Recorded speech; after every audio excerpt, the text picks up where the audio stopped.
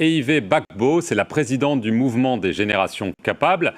Ex-épouse de l'ancien président Laurent Gbagbo, elle avait été arrêtée avec lui lors de la crise de 2011. Elle a ensuite passé 7 ans en prison avant d'être amnistiée par le président Ouattara en 2018. Et il y a 2 ans, elle s'est lancée dans l'arène politique en lançant son propre parti et elle est avec nous depuis Abidjan. Merci beaucoup.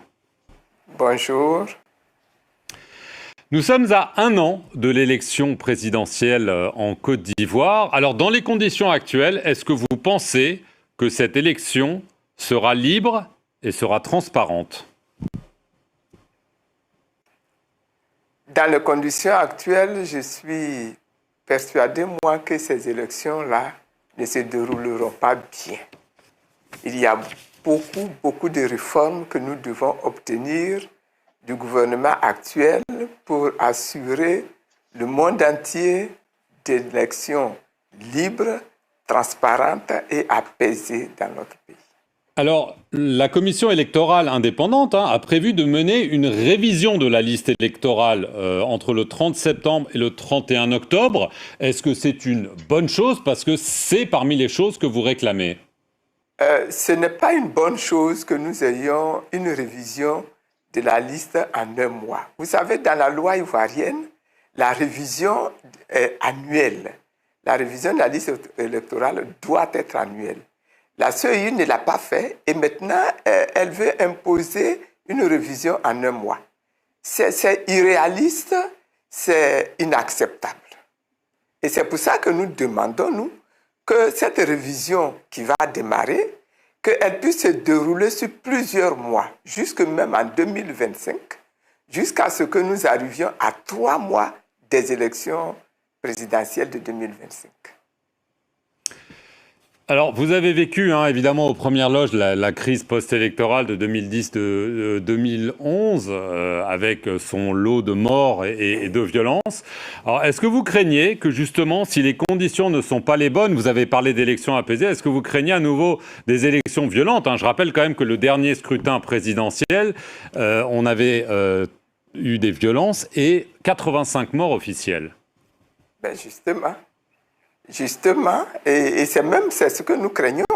Et c'est pour ça que nous demandons qu'un dialogue soit organisé au niveau de tous les intervenants sur l'échiquier politique national pour qu'ensemble, on s'accorde sur ce qu'il y aurait à faire, la révision des listes électorales, le découpage électoral, la sécurisation des élections, le financement des élections, que nous nous asseyions, que nous discutions en homme responsable, en parti responsable, en institution responsable, de toutes ces questions-là, et que nous adoptions un point de vue commun. Voilà ce que nous demandons. Sinon, vous craignez le pire? Si ça se fait, nous pourrons avoir des élections apaisées. Et sinon? Et sinon, il y a encore ce risque-là que les désaccords entraînent des débats, des discussions, des manifestations publiques qui vont provoquer encore l'échauffement du climat social et du climat politique. Selon vous, selon votre lecture, Alassane Ouattara a-t-il le droit d'être un nouveau candidat et pensez-vous qu'il va l'être? Si je pense qu'il va l'être, en tout cas c'est ce que les membres de son parti annoncent et proclament chaque jour, qu'il va être leur candidat. Maintenant, est-ce qu'il a le droit d'être candidat? J'ai dit, si nous regardons nos textes, il n'avait déjà pas le droit d'être candidat en 2020. Alors aujourd'hui, il en a encore moins de droits. Mais est-ce que nos textes sont respectés? Voilà la grande question.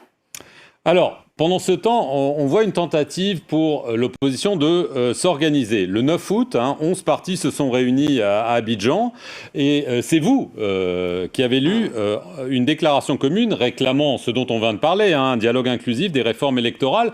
Alors, est-ce qu'on peut, de façon réaliste, avoir une union de l'opposition et éventuellement une candidature unique en 2025 ou sinon un accord de désistement pour celui qui sera en tête? Pour l'instant, ce que nous souhaitons, c'est une union de toute l'opposition pour obtenir les réformes électorales. Maintenant, est-ce qu'il y aura un candidat unique? C'est une question qui sera traitée en second point. Dans le premier point, ce que nous souhaitons là, c'est que nous nous mettions tous ensemble pour avoir la révision de tous les textes qui organisent les élections et de l'institution, c'est-à-dire la CEI, qui est chargée, n'est-ce pas, d'organiser les élections. Mais la question de qui va être candidat, est-ce qu'il y aura un candidat unique de l'opposition, c'est une question qui n'est pas encore traitée. Hein. Alors, à la mi-juillet, Laurent Gbagbo s'est rendu dans votre fief à Beaunois pour lancer un appel à toutes les forces politiques d'opposition. Il y a eu donc ensuite votre déclaration commune dont nous venons de parler. Et un proche de Laurent Gbagbo, Abou Cissé, vous a vivement attaqué. Je vais le citer. Il dit « Je désavoue fermement Simone Gbagbo pour sa démarche qui crée la confusion au sein de l'opposition ivoirienne et qui renforce le régime du RHDP. » Et il a aussi ajouté « L'argent est nécessaire, mais se renier ou trahir sa vision pour quelques billets de banque, c'est de manquer de respect à soi-même et à ceux qui croient en nous. » Votre réaction à ces propos très durs? Mais nous avons réagi officiellement à ces propos, hein, parce que d'abord, nous avons commencé à agir bien avant le PPACI. L'appel de Beaunois est arrivé bien après que nous ayons démarré notre initiative. Deuxièmement, le PPACI lui-même est signataire de la déclaration que j'ai lue au nom de toute l'opposition le 9 août. Et donc, la déclaration de M. Abou Cissé est venue comme une aberration dans le système. Et c'est pour ça que nous le lui avons fait remarquer. Et il était lui-même assez confus, curieusement, quand on l'a eu au téléphone. Il était assez confus. Donc, on a fait une déclaration officielle pour montrer que tout ça, c'est inutile, ça court le risque d'opposer, de diviser l'opposition qui est en train d'essayer de s'organiser, de se mettre ensemble. C'est tout à fait inutile et puis injuste en plus. Est-ce que cela signifie quand même qu'il y a une bataille qui se profile entre vous et Laurent Gbagbo pour le leadership de la gauche ivoirienne?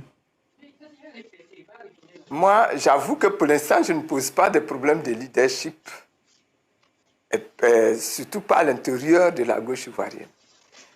Pour moi, le problème que je pose aujourd'hui, c'est que nous nous mettions ensemble pour mettre la pression sur le pouvoir qui est en face de nous, qui est l'adversaire unique aujourd'hui, qui est en face de nous pour obtenir des textes consensuels, une politique, une organisation qui facilite, qui garantisse la sérénité, l'équité pendant ces élections. Après cela, si Gbagbo est candidat, il sera candidat. Si je suis candidate, je serai candidate. C'est celui qui sera préféré qui gagnera. Je n'en fais pas un problème, moi. Pour moi, ce problème-là, il est secondaire. Si en 2025, lors de l'élection, Laurent Gbagbo est devant vous et vous devez vous désister, est-ce que vous seriez prêt à le faire et est-ce que vous espéreriez que lui le fasse si vous êtes en tête? J'espérerais qu'il désiste si je suis en tête. Ça, c'est sûr que je l'espère. Qu'il désiste si moi, je suis en tête. Mais comme je l'ai dit, je considère aujourd'hui qu'on n'en est pas encore là, dans ce débat-là. C'est mettre un peu la charrue devant le bœuf pour le moment. Pour utiliser une image de chez vous. Évidemment, mais ça signifie quand même clairement que votre décision est prise, vous serez candidate à l'élection présidentielle. C'est ferme et définitif. Je n'ai pas encore dit ça. Je n'ai pas encore dit ça. Nous avons une convention d'ailleurs à fin octobre de mon parti qui va décider qui va être notre candidat. Mais ce qui est sûr, c'est que le MGC aura un candidat. C'est ça qui est sûr. Mais qui sera le candidat? Nous nous accordons encore ces 2 mois-là pour affiner notre réflexion. Enfin, c'est un secret de polichinelle. Ce sera vous, Simone Gbagbo. Oh, Marc, ne me fais pas dire ce que je n'ai pas dit. Dernière petite question. On voit un rejet de la France en Afrique de l'Ouest. Bon, il y a eu les coups d'État. D'une certaine façon, il y a eu l'élection au Sénégal. Donc, deux questions très précises. Est-ce que c'est le moment d'abandonner le franc CFA et de fermer la base militaire française en Côte d'Ivoire? Ou en tout cas, si vous êtes élu, est-ce que ce seraient deux décisions que vous prendriez? Vous savez que déjà en 2010, je souhaitais que nous abandonnions le CFA. Déjà en 2010. Ça fait partie des débats que nous avons eus à cette époque-là. Nous avons organisé des séminaires, des ateliers. Nous avons même discuté à l'époque avec le gouverneur Bani qui dirigeait la BCEAO sur cette question-là. Moi, je suis pour que nous abandonnions le CFA. Il est important qu'au niveau de la sous-région, nous ayons une monnaie, mais que ce soit une monnaie entièrement gérée par nous-mêmes et qui n'ait aucune relation avec le CFA. Ça, j'en suis certain. Les bases militaires, je pense que les Français eux-mêmes ont déjà réglé le problème. Il est normal, il est important que la France n'ait plus d'armée dans nos pays, parce que ça donne le sentiment que la France coloniale veut se perpétuer et veut continuer d'assujettir les pays africains. Et bon, là encore, au plan même technologique, c'est quelque chose d'inutile pour la France elle-même et ça crée des problèmes de mauvais rapports au niveau de l'Afrique. Et je pense qu'on pourrait faire l'économie de ça, des bases militaires.